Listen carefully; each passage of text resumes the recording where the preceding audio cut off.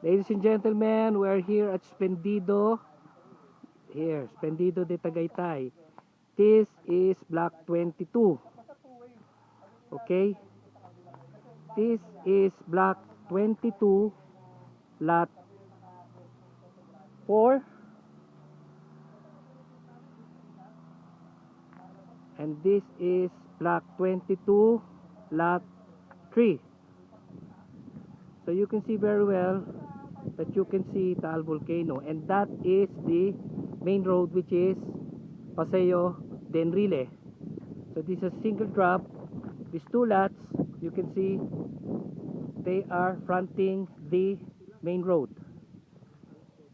Okay, you could contact me, broker Romel Candelaria, at 0905 4383 and 0943 615 7454.